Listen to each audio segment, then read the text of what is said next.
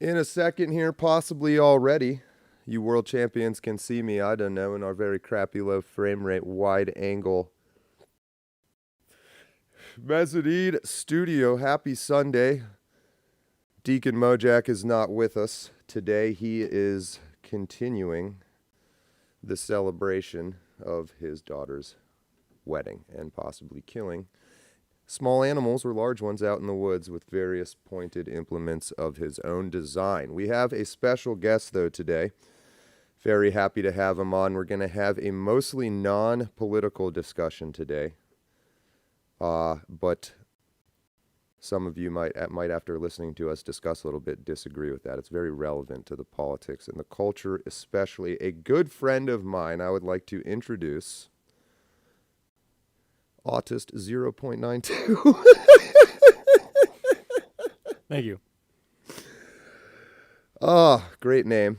Great name. We spent hours and hours over the past few years working up that brand name for you. Why are we not talking politics, and why is my autofocus such a bitch? I'm turning it over to you while I figure that out. Why are we not talking politics? Well, if we're referring to what we were talking about, it'd be if it just feels. Well, let me jump in for your hesitation comes from you have an awareness of that might seem strange to some people that, and also my show is mostly political, but I don't think that's a bad thing. We're not talking. You had said something to the effect of it's not that I don't care about politics. Correct. It's that you wish it had some sort of value.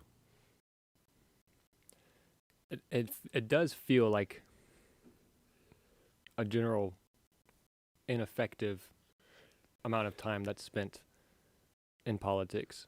I would like to be able to feel like there is meaning to it, but generally speaking, it just doesn't feel that way.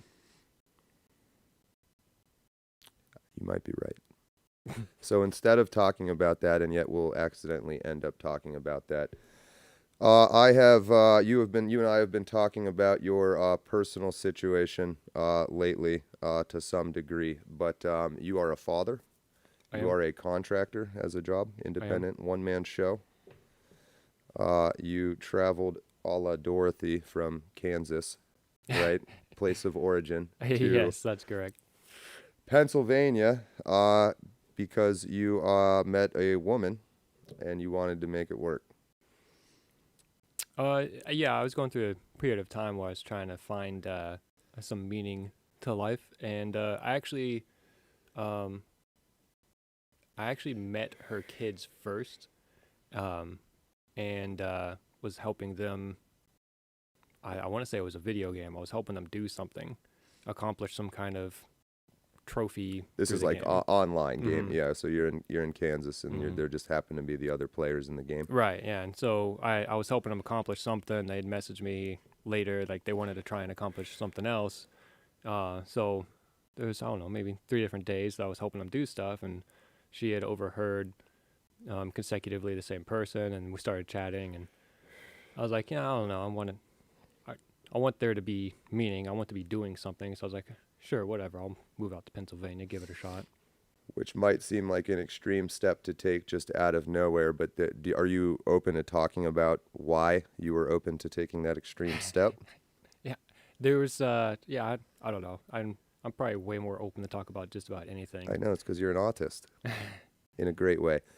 If you're uncomfortable, you don't have to, but No, I think it's relevant to the story.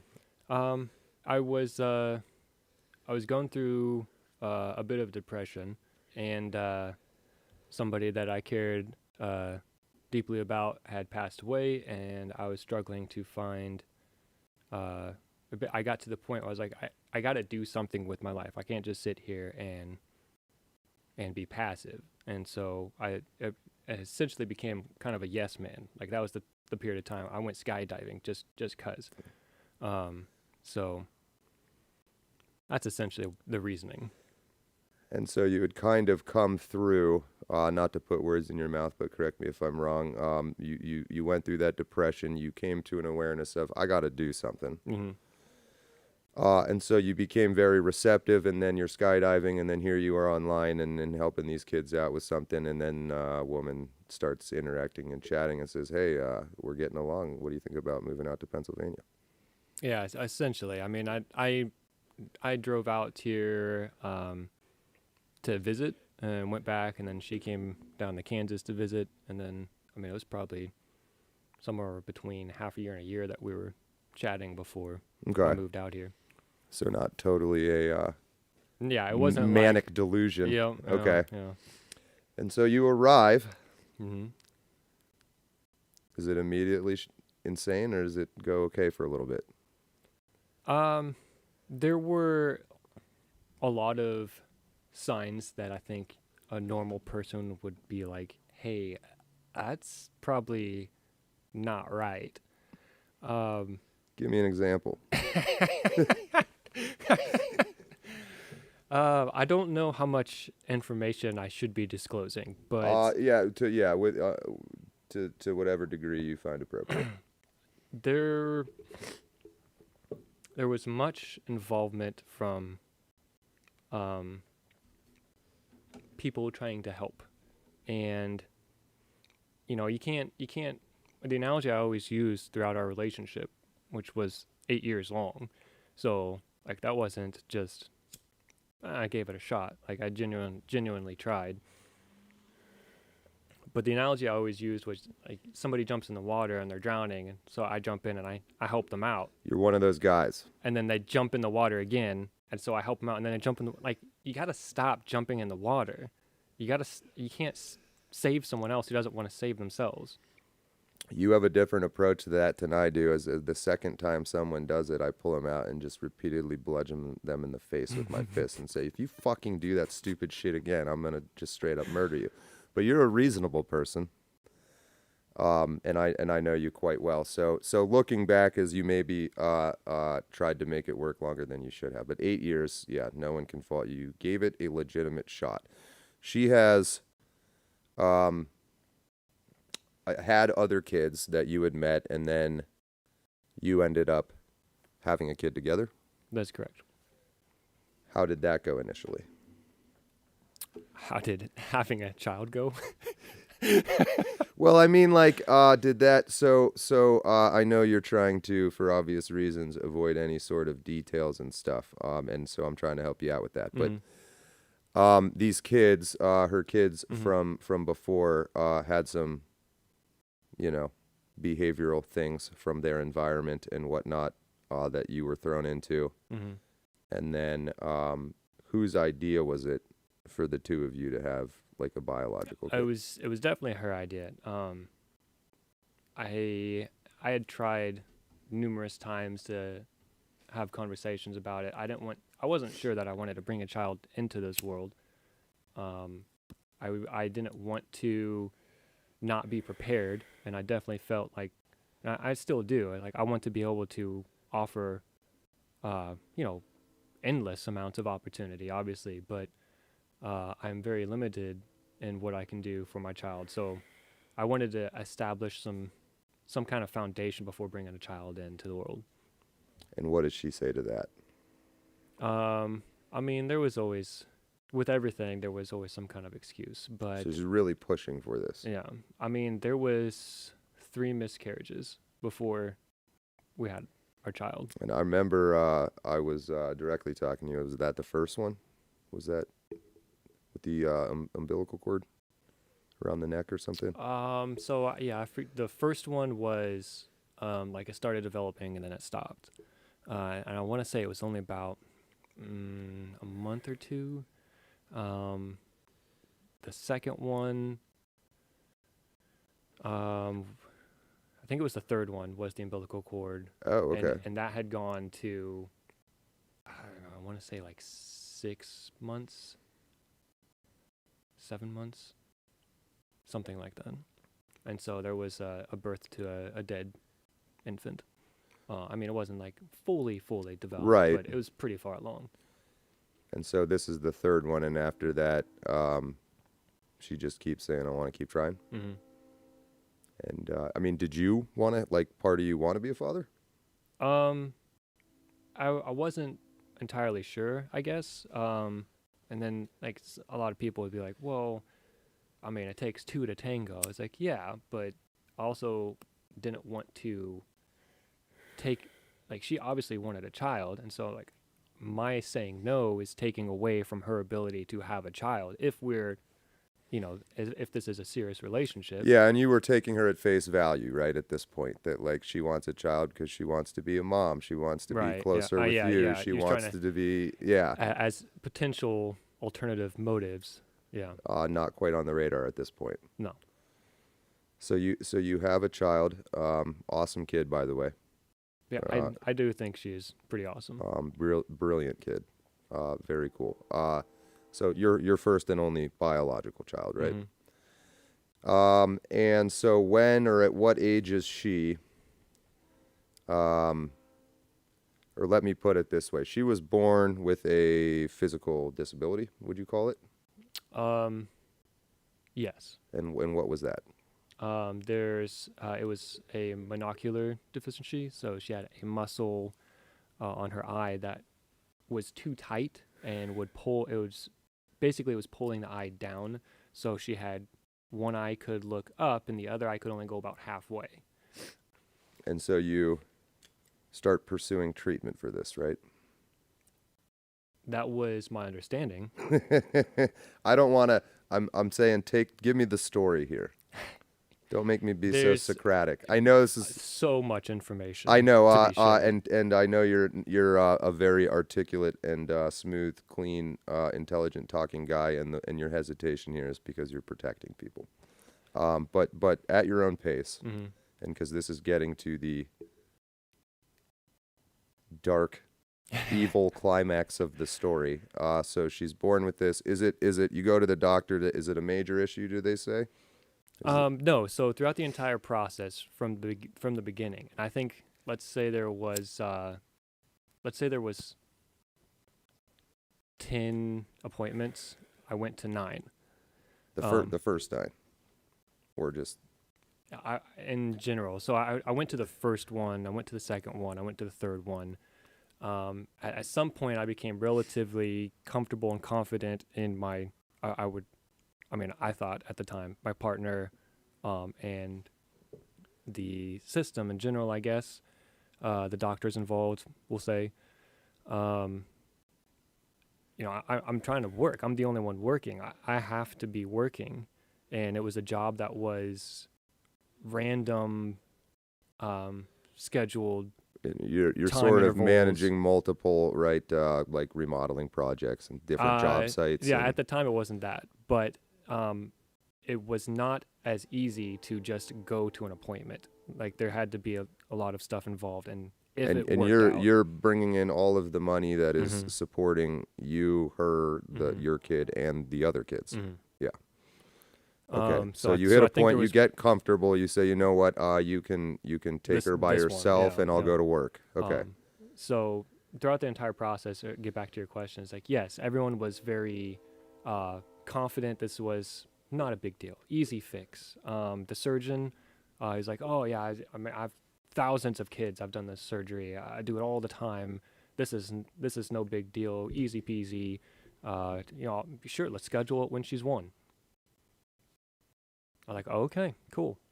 No worries. Okay. So the no worries lasts for how long? From the doctor's perspectives, no, like the entire time. But no, but I mean, so from your perspective, so, do you hear this? No worries. Yeah, no when worries, she turns no worries. 1, take care of simple. I want another opinion. Is what the mom had said. Okay. Oh, okay, yeah, sure. I get that. I guess.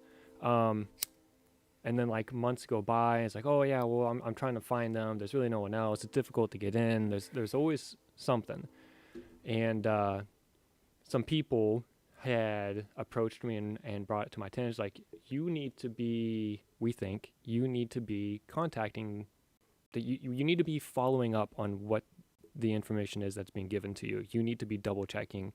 You need to be doing some fact checking.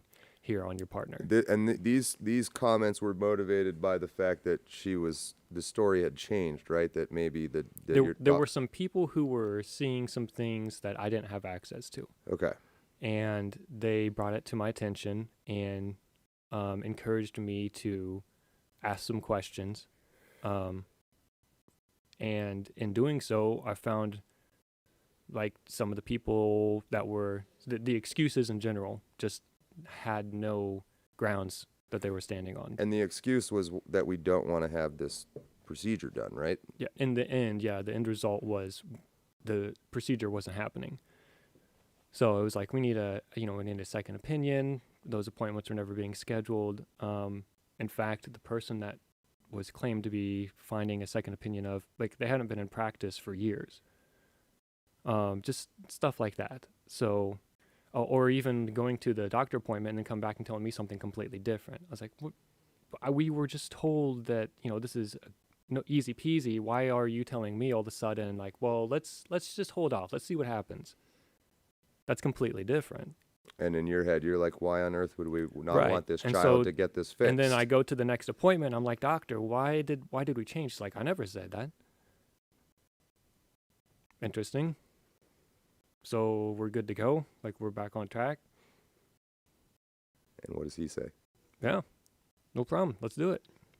And then what happens? But it doesn't happen. It's like, so, and that was kind of the height of our. And you're again trying to focus. You're busy with work and stuff, So you're like, all right, doctor said it's good. You let it go again, and then it still doesn't happen. Mm-hmm. So what starts happening now? I mean, like, I think I was saying that, like, that was kind of at the height of our.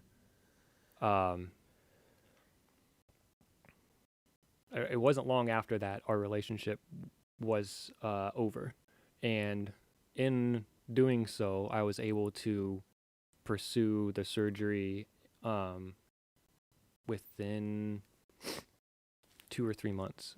But there was a lot of excuses like, well, it takes so long to schedule the surgery. No one can do it. We need a second opinion. The doctors don't want to do it now.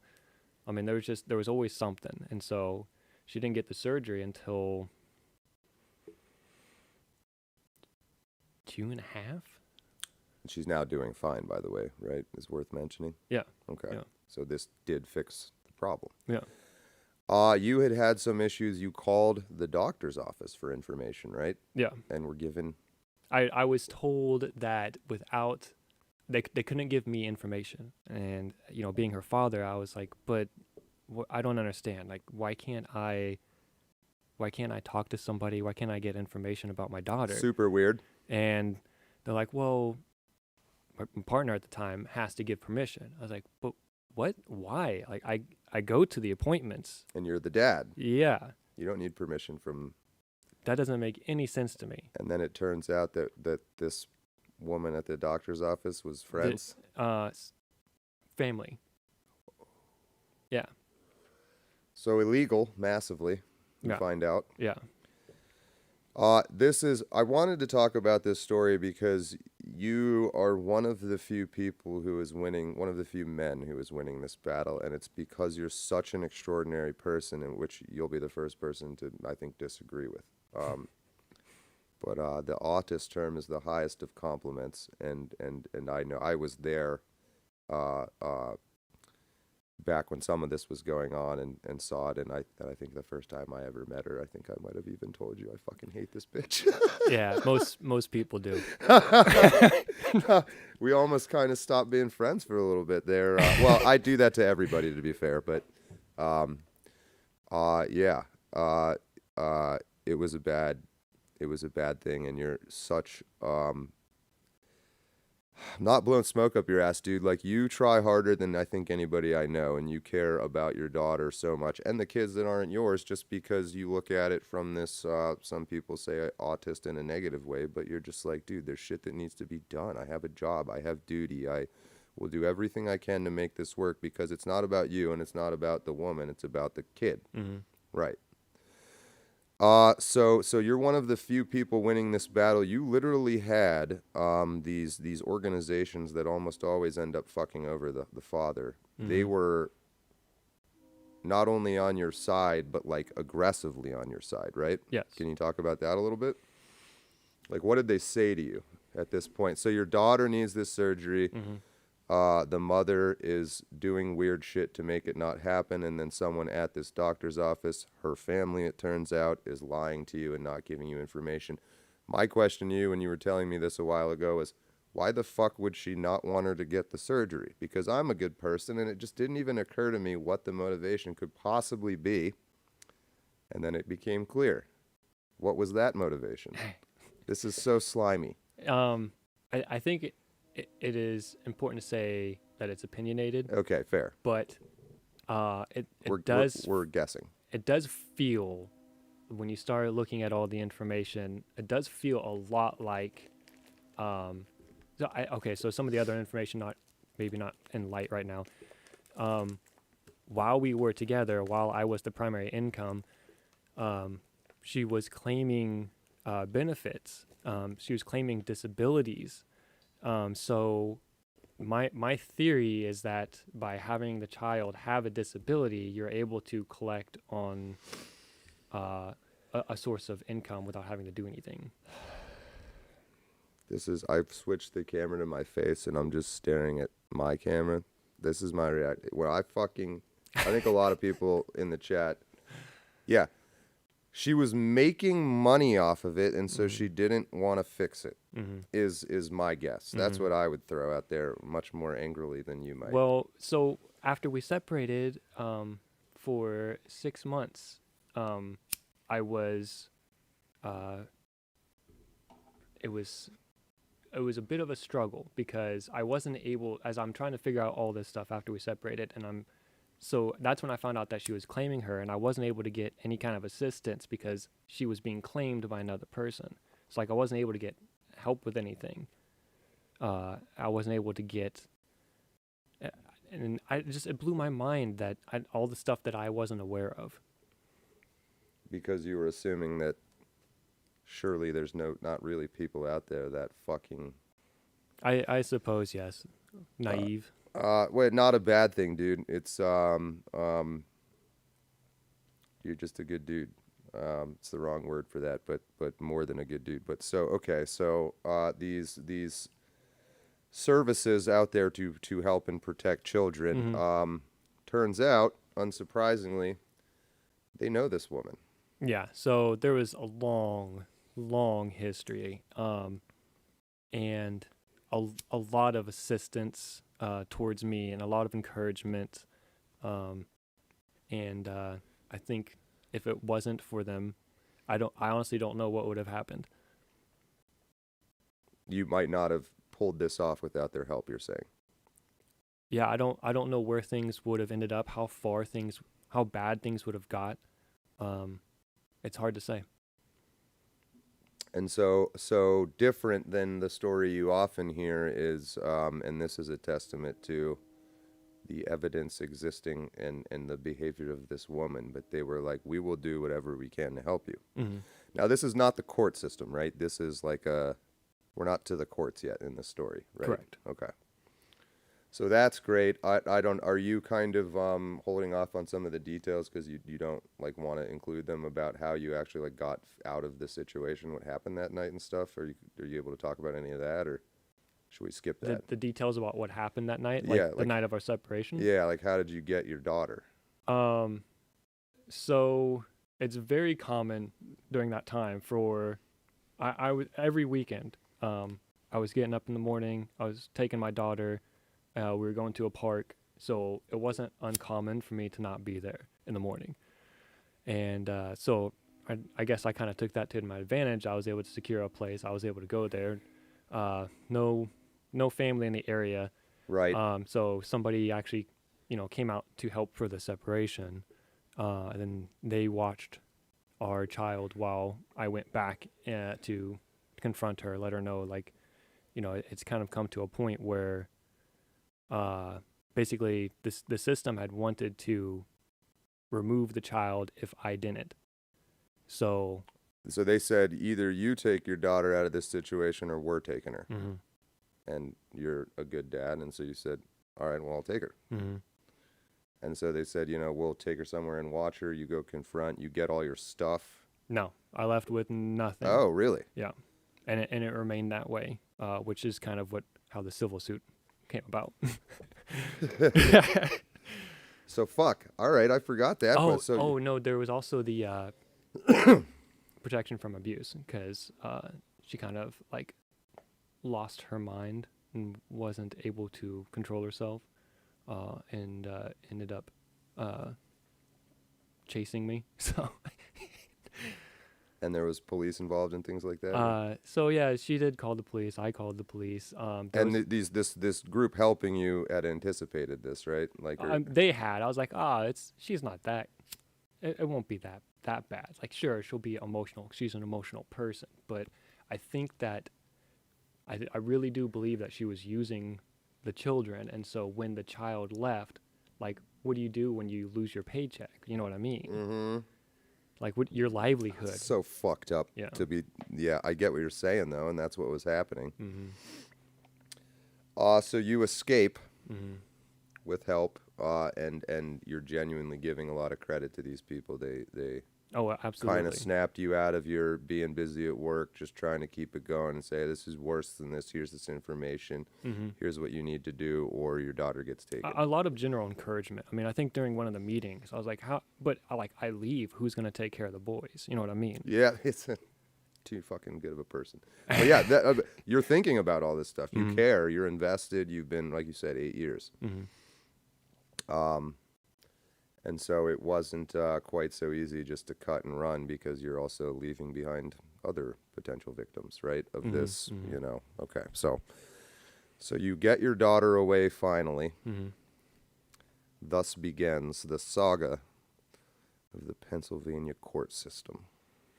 Yeah. And everyone helping up to this point. Now comes the court. Mm-hmm. How's that go down? It has been quite frustrating. The court it didn't feel like the court was happy with the people that were helping me. And I'm sitting there in court being silent, being respectful, trying not to cause issues. Acting exactly as you are right now. Correct. Yeah, because this is how you are. Yeah, okay, sorry. Just making a point. And she was losing her mind and arguing and fighting with the judge, and at several points, they would go back and forth and have a heated conversation, and then the judge would turn to me and say, okay, well, what do you want? I was like, well, I'm kind of going along with the recommendations of, the people that are involved. And, then the judge would be upset with me and say, well, I can't put that in a court order. You have to tell me what you want. It's like, I just want my daughter's safety and well-being. That's all I'm about. So this judge is a man or a woman? Female. And what does she say? I don't know that I can really quote anything, but generally speaking, I'm sitting there not really saying anything, and then she would turn to me and ask me a question. I would answer it, an opinionated question. Well, what do you think? And I think this, and then I would get in trouble for having that opinion. And there was a lot of, patting my ex on the back and encouraging my ex, and I'm sitting here looking at them fighting, and she's showing up late, and she has she's not prepared for anything.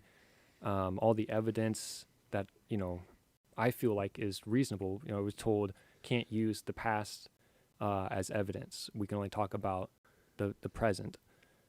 And this past that you can't use would have been very relevant and helpful, because you found out that this same judge who's being a dick to you and helping this woman, can I say this about the oldest kid? I think so, yeah. She had before you even moved to Pennsylvania, she had an oldest child that was taken away from her by this judge. Mm-hmm. And I was able to help her get him back. And then he was taken again. And so the judge knows this and still is sitting there with this woman being combative and just letting it slide. And you're sitting there, I imagine, acting exactly as you are right now. Mhm. And she says, "Hey, what do you want?" And you say, "My daughter's well-being and safety." And she says, "Shut the fuck up, you stupid father." At one point, so it was difficult to schedule things for doctor's appointments and all the stuff that was going on. Like I couldn't get appointments for my daughter when I left, and we still had things like she still had to go see a doctor. Mm-hmm. So I had to schedule a new doctor, and that was a 2 month out wait. So I scheduled it, and then we went to the hearing, and I asked the judge for permission to change the primary doctor. And my ex brought up, well, he's already set up the appointment, and the judge lost her mind on me. So like, you can't be doing that. That's not going to happen again, correct? Oh my God. Mm-hmm. Fuck being sassy. Mm-hmm. So this court thing has been going. So the equivalent of whatever child protective service, they're on your side. They're telling the judge you're the good guy, blah, blah, blah. The judge has already taken away a child from this woman. This is the second one. She knows all this. They are making you fight for every inch of this still at this point. It was once the courts get involved. And you had said something, we were sitting before the show talking, that what the court wants, it seems, Yeah, so is for what the mother wants. Yeah, there's a huge emphasis and prioritization to parental rights, and while I suppose I can appreciate that, also being a parent, the entire time all I'm trying to fight for is the child's rights. The child has a right to safety. The child has a right to well-being, to a positive future. Like, why are we not talking about those things? Why are the only things we're talking about is parental rights? And every time you dare mention, you get stomped on. Mm-hmm. Shut your mouth, you shitty father. How dare you care about the child's rights? We're talking about the mom here. Something like that. And despite this, and this is why I think you're winning, it shouldn't have been so hard, but you sit there, you don't lose your shit. You say, fine, what hoops do you want me to jump through? I'll jump through them, because what I ultimately give a shit, I will take infinite abuse if it saves my daughter, is kind of the mindset. Still not easy, though. And so, despite the court doing everything they can to keep the mother involved, she seems to have other plans. She's not been doing well, as you expected, right? Correct. Nothing has changed, no. And where are you at now? Can you talk about any of that? It's finally sort of maybe turning a corner? So what I can say, I think, is, yeah, there will be, I guess I'll start with talking with my family. They had suggested, I forget what it is referred to, but you file for a different judge. Essentially, you request a different judge. And my thought process is, maybe from the beginning that would have been nice, but now that we're here and the judge has seen and witnessed all of the things that she is over this long period of time, we're talking about a year and a half almost, that we went on before we even had a trial for custody. So I really feel like the judge has a perspective, even if it was biased from the start. She currently has a perspective that a new judge might not have. So things are becoming a little more tough for her to be getting away with, I think. And we'll find out in the near future. I really appreciate you sitting down and talking about this stuff. I know it's irrelevant to some things, but since Deacon Mojack was out and you and I are around the same age, we're part of this whole social cohort in our 30s, young adult, starting families, trying to buy houses, blah blah blah, and you're battling all of that, and then this just insanity. And then you were willing to talk about it, which is very meaningful and helpful. And I think hopefully there's lots of people that listen that might reach out, and lots of people that might not. But you've touched them in a meaningful way. And so you've achieved success, as unfair as it is, by being smart, by staying calm, by managing your emotions, and doing all that because you're keeping your eye on the goal of it's for my daughter. Mm-hmm. That's really fucking hard, though. So I appreciate you doing that, too. You're an inspiration to me in that regard. We're about halfway through the allotted time for this show. All right. Should we talk about something a little more fun? Okay. What you got in mind? I don't know. I'm just fucking processing. I mean, I've heard all this, and it's still just hearing it again. It's just like this fucking... Oh, man. There is so much information that's been left out. I know, right. And I know some of that, too. And I'm like, you're being nice, and I fucking, like, you just... Yeah, so I got your back however I can be of help, and we'll keep chilling out, and I think we'll see you again on this show in the audience or just talking about random stuff. But let's change tack here. All right. So the whole politics thing we started talking about, it's not that you're not interested, it's that you're dealing with a lot of this shit. And then it's also very stupid, and there's not a lot of value in it. And okay, so let's look at it from this frame. You're an independent contractor. Mm-hmm. You're a single father. Mm-hmm. You have a daughter. The world seems to be going to shit. What do we do about all this? What the fuck is going on? What is the problem? What is the problem, and what do we do about this? Yes. Oh, man. Personally, I think there needs to be more of an emphasis on local rather than federal when it comes to politics and government. I think that federally speaking, things have become a little bit out of hand. I mean, look at micromanaging in businesses. Everyone who's had a job, they always complain about micromanaging. It's like, well, that's what happened with the government. Do you think it will be salvaged, or do you think it's all going to fall apart?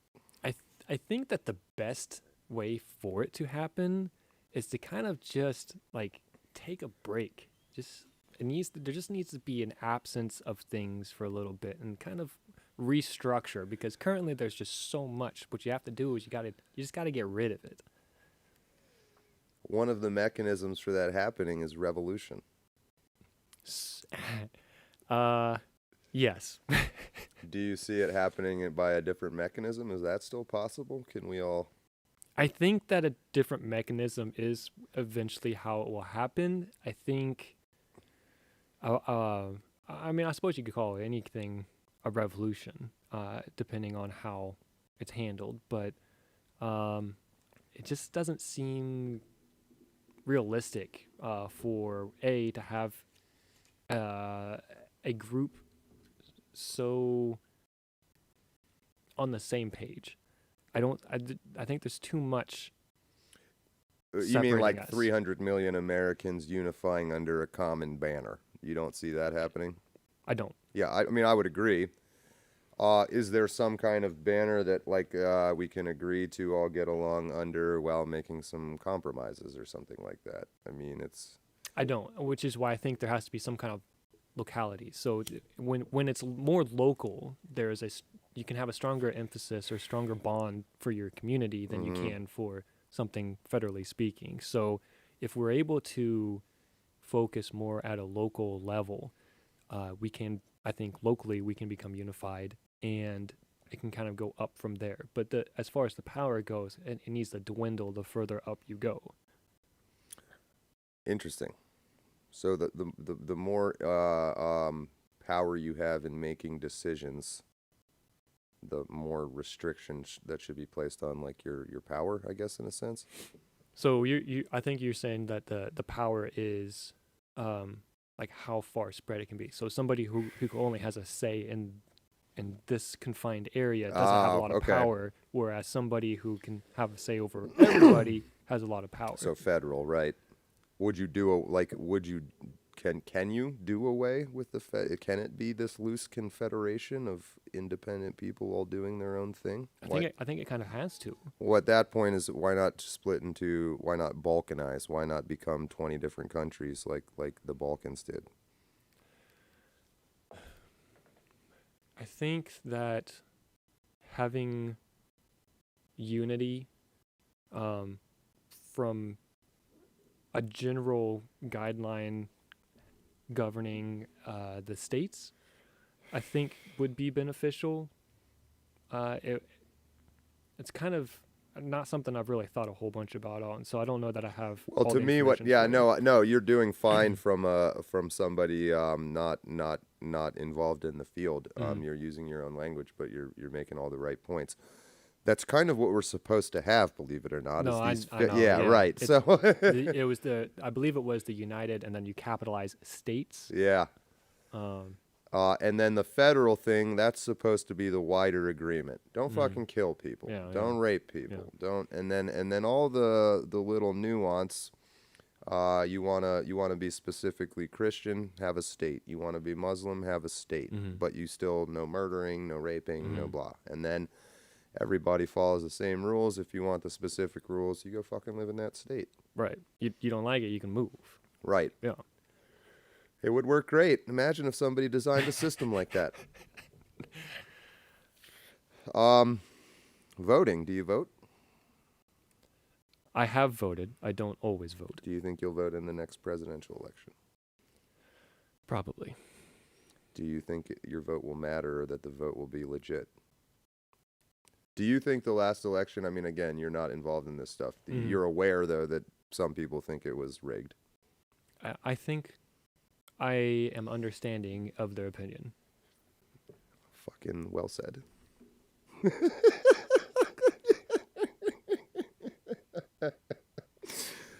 Fuck, man. Shit. All right, let's try to challenge you here. All right. The book recommendation, one of them, other than, hold on, shameless plug.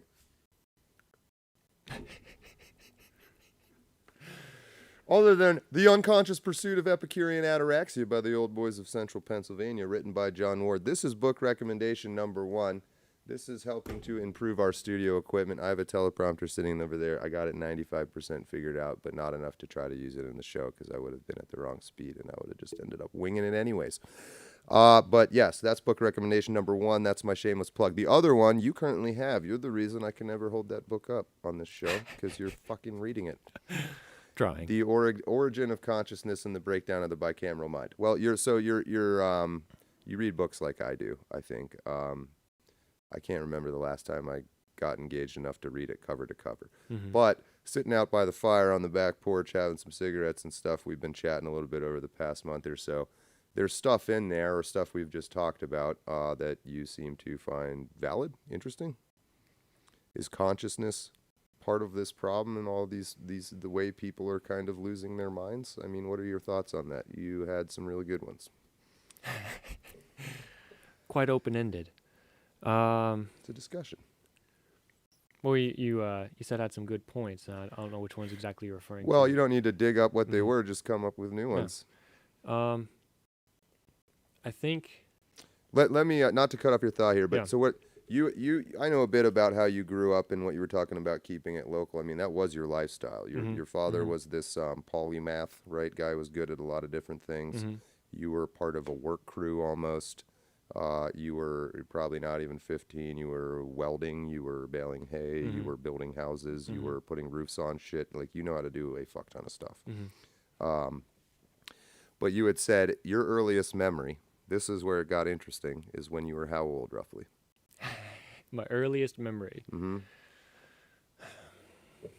don't know, maybe consistently being able to remember something. Because I think I talked with you about how I question whether my earliest memory is actually a memory and not something my brain is kind of fabricated. Sure. Well, from you're an stories. intellectually honest guy, which is why you figured out so much. But yeah, so you're getting too autisty. All right. So Just consistently in a general sense. remembering things, probably the age of like 12 to 14. Yes, and my reaction was, what? Yeah. And then we started talking about that. And I think what we kind of came up with was you were just working so fucking hard Mm-hmm. and some other things going on that it was almost like you didn't really develop your independent identity until about 12 years old and stuff. Like it was you were. I don't think I really developed that until probably about 18. Well, excuse me. But like talk about that a little bit, because I think for most people that they wouldn't get that. The identity, or Like the what were you remembering? doing between birth and 12 years old or 18 years old? So my parents separated when I was less than 1. Um, I was raised on a farm. Um, How many brothers and sisters? I had 3 brothers, and 2 of them were with the same father. So 2 of them were with me. And it's hard to say with not being able to remember, but I can give you like factually, like I was Right, raised on like a farm. yeah. Things were, you were always working. Um, you got up in the morning, you went and took care of the animals, you got started the day, light wasn't even out yet, and you were getting stuff done, and then you ate breakfast, and then you went out. And that is one of the things that I do. I do actually kind of miss the lifestyle in general, of and I think I told you, like, it's kind of embedded in me. I have to feel productive. I have to feel like I'm doing something. So, but it is satisfying, like, to be able to go to bed at night and like you felt like you did something. That's nice. But what was happening with you was clearly on a different level than the average person, in that your brain was so occupied, like it literally was not laying down memories. No, but it's hard to say if it wasn't trying to. So, and we're talking about consciousness. I think this is where you're trying to get with this. Yes. It kind of felt like my brain kind of isolated itself, essentially. So there was the physical aspect of it, and it was like, okay, well, I'm going to just let that physical aspect Yeah, and I had be. thrown out there the is that maybe like a form of self-preservation that it did that. I would think so. Yeah. You keep going. Sorry, I didn't mean to cut you off. No, yeah. I mean, I would say It being raised on a farm isolated was, itself. yeah, You were saying. I would say being raised on a farm was difficult enough, but then you throw in things like, the parents separated, or even the lifestyle in general might have been a little rough. I think so was the parenting. I think the parenting was a bit, you know. Go on.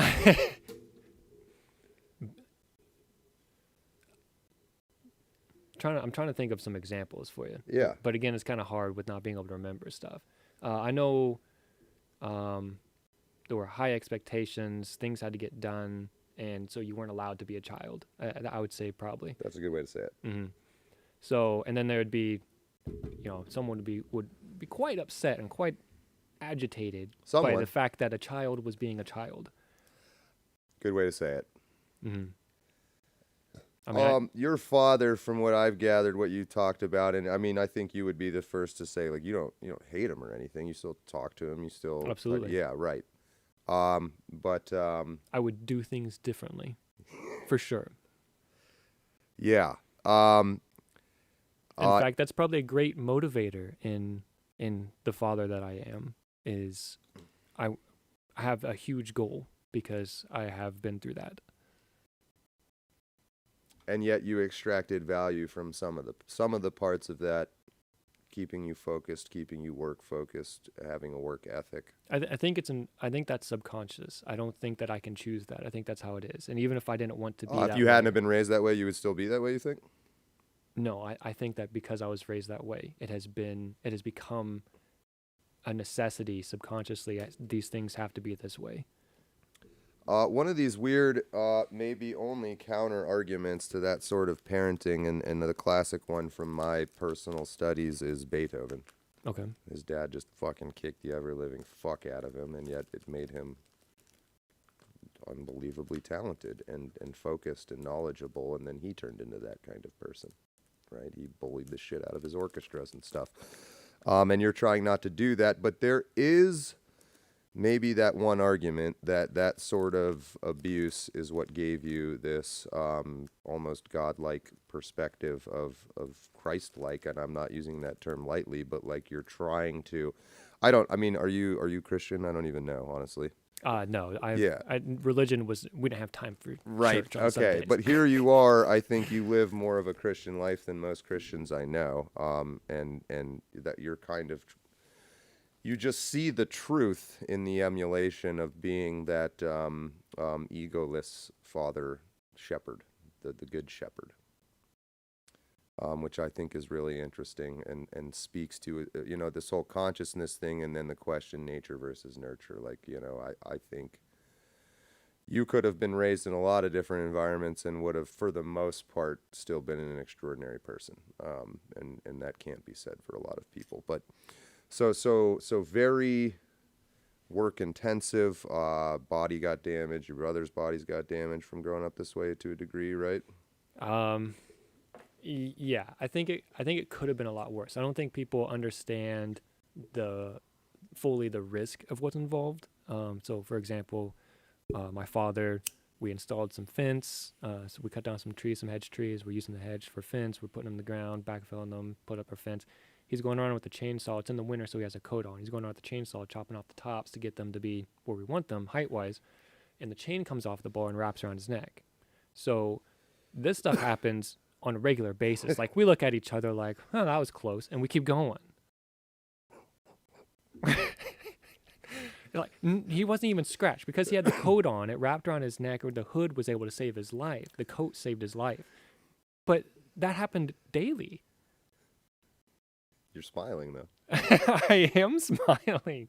It's comical how dangerous it was. Yeah. Your dad, to a degree, I think, seems like one of these guys who, again, is I think, would you say, pretty smart guy? I mean, objectively? I do. All of us boys were raised, we played a lot of chess. He had a lot of background in chemistry and physics. A lot of things on the farm were fabricated or figured out. I do think that he is intellectual. And then didn't he seem to also have this dry, like almost a savior complex? Like he was the guy that everybody went to that needed something, like, I need a roof, I need this, he was trying to be that guy? Is that true? I don't think he was trying to be that guy. I don't think he had a lot of self-worth himself. And that might be a way that we were raised. But he was that guy. So, and he accepted that role. He knew, like, I'm capable, so it's my duty to go do these things. And would you say maybe he would help other people at your and your brother's expense? Like, hey, you guys need to come help me help these people? Correct. Yeah. But I mean, that was a sense of, like, this is the community, this is what we do, I think, is maybe a method for teaching. Yeah, I mean, it's interesting to me, and I think there's some things we can, as you and I, becoming fathers, becoming leaders, like, some of that stuff is coming from a good place, but there might be a better way to do it or refine it. I agree. So, Right. Like I said, there are things that I would do differently. So you will take, looking back on the kind of way he was, I mean, I think you're one of those guys that people will start, like, hey, because you're stable, you're fucking laser focused, you don't lose your shit ever, you're robotic in all the right ways. And then you think, I mean, you are an emotional guy that I think it takes a little bit to realize that, but, like, you're a very deep thinker. So, yeah, I think that's really cool. I think that's what I'm trying to do, right? Take the things that were good, that had good results, and then how do you get the good result with the least amount of damage, right? But that's interesting. I'd like to try to get people like you and I together in a wider discussion group, right? Well, you're aware of kind of what we're working on and trying to do here and things like that. So,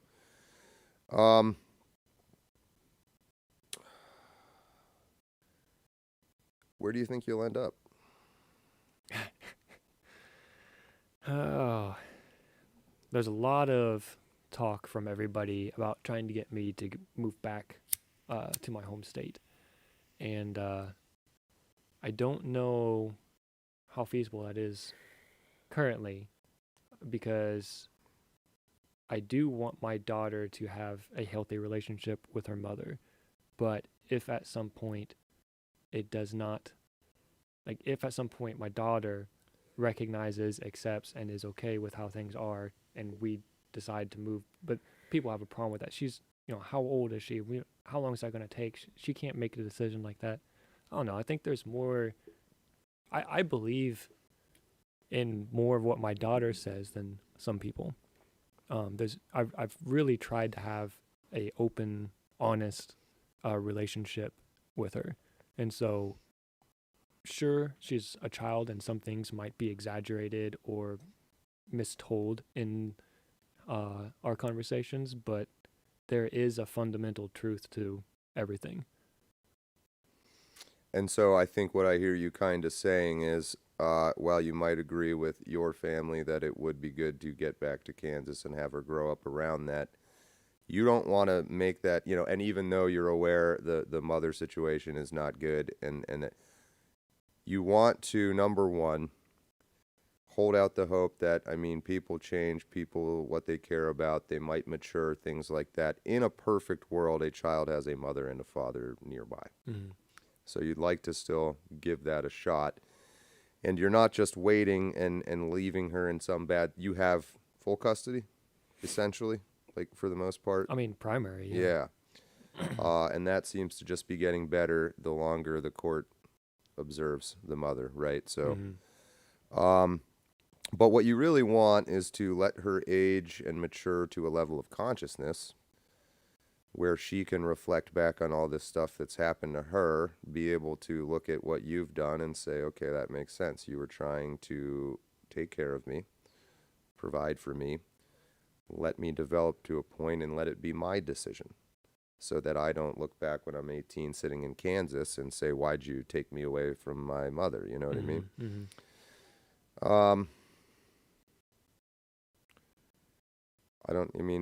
I think that's a good plan for what it's worth. I think that, so as a child, even if it's an unhealthy relationship, she wants a relationship with her mother. So to remove that, she will be sad. Right. She wants her mom, even if it's not good. She wants her mom. Both parents are still superheroes to her, to a degree. Mm-hmm. Yeah. Mm-hmm.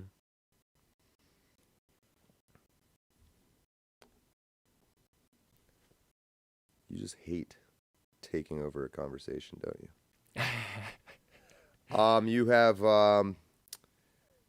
You were over at our place with your daughter, and she saw the bunny, and so you now have a bunny. How's that going? I knew nothing about rabbits, so I was like, I don't know, we'll give it a shot, I guess. How bad can it be? It has been absolutely amazing. I was kind of even shocked because I fucking hate my rabbit. Well, I'm a dog person, and so with all other animals, I'm like, I don't know, I don't know that animal. My daughter is taking it's Spanish to me. That's her saying. It's Spanish to me. It's Spanish to me. Nice. Yeah, I was like, all right, well, that's nice start. But this rabbit's turned out to be quite incredible. She's bonded. Incredible. She chases it around. They play it. They snuggle. Oh my she throws goodness. it. The rabbit. It took 2 days for the rabbit to bond to her, and now the rabbit, like when she's not there, the rabbit goes around looking for her. When she is there, she's carrying that thing around like a rag doll. She's playing, like she's the veterinarian. She's checking up on the rabbit. She has a gymnastics bar. She's putting the rabbit up on the gymnastics bar and swinging it. This thing is just taking the abuse. And I'm like, hey, maybe we should give it some space. And like, I swear he turns to me and he's yelling at me. He's like, leave us alone. This is my child. What are you talking about? She's like playing dress up and putting makeup on this thing, and he just loves it. He just that's fucking great. So he bonded with her real quick. Yeah, and I've spent enough time around her. She's just such a fucking cool kid and on it. Like she's like you in kid form. Like just there's no bullshit. It's really cool to watch, and so That was cool. So I was really happy to hear that. So I mean, and you're doing these things to, again, be a good dad and stimulate her and teach her things, and yeah. Oh, keep grinding, man. Working on it. I got anything you need, you let me know, and we'll do whatever we can here. You're gonna fucking win this one. That's what's happening. So, and hopefully you will end up back, or wherever makes the most sense. But I really appreciate you, Autist 0.92, coming on the show today. I think we're about there. It's 11:31. Nice. You think you'll come back sometime? Have a little chat-ski about whatevski? Yeah, why not? This was great. I hope Mojack hasn't shot anybody and hasn't gotten hammered. I'm sure he's having a great time. Upper right corner on your screen there. I think it's on your screen. Hold on. Come on. Find us on Gilded, the Gilded channel, growing, getting new channels for discussion. If you want to moderate a channel, if you're into sports or history or things like that, lots of good discussion going on in there. We got to get you in there too. Mojack will be back next week. Maybe we'll see you, maybe we won't. We'll talk about that after this. This is, speaking to the audience now, sort of some of the content that we're going to start adding here and maybe throughout the week. So we're going to have a sort of cornerstone on the weekends, sort of a church-esque just Sunday talk about what's going on and things with Mojack and things like that. But there's a lot of guys like you and I want to kind of develop this more individual, there's issues relevant to us, new fathers, being in your 30s, things like that. When I was 20, I wish there would have been guys like us right now. So hopefully we can connect with some of those guys making content, stuff like that. But that is about all I can think of. All right. I feel like I had one more thing I wanted to throw at you there. I don't know. What are you doing tonight? You want to get ham-skied? No, I'm just kidding. I can't do anything today. I have plans. But, yeah. So I know there was some super chats I did not address. I wanted this to be kind of more like an interview, so we will get to those, or maybe I will talk about them at the beginning of next show, which will be, again, 10 a.m., 10:30. I am hoping you'll see more stuff like this start popping up throughout the week. There's a number of other people, contractors like yourself. Thank you for coming on the live version of the show. That's been a battle. Oh. I had like 10 people that agreed to be on, and then the second, can we pre-record it? So what I think I'm going to do is do some of these throughout the week, and then we'll like post it on Sunday and whatnot. But I know there is a ton of stuff going on. Israel is the main political thing right now, and we haven't talked about it at all. There's a billion other people talking about it.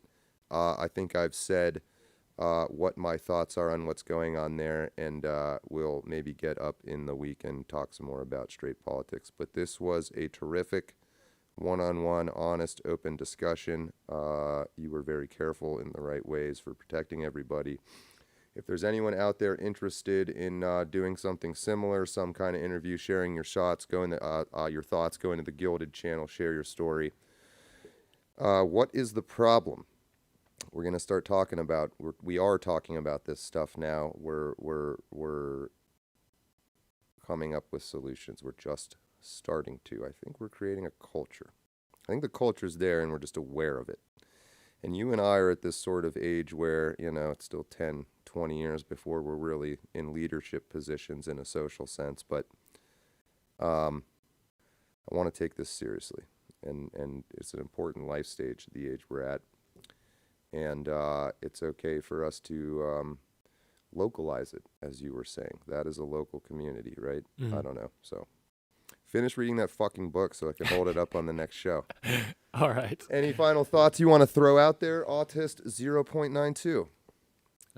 Not really. I'm more of a answering questions kind of person. Are you open to, if anyone shoots me an email or other single fathers, could I forward you those emails? Would you want to talk to any of those people, or? Sure. Truly? Yeah.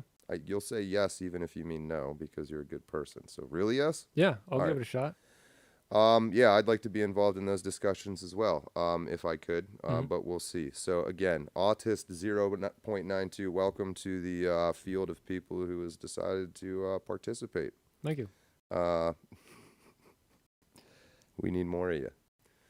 Let's get the fuck out of here. Happy Sunday, everybody. That is it for today. I am John Ward, and until next time, remember, you're a world champion.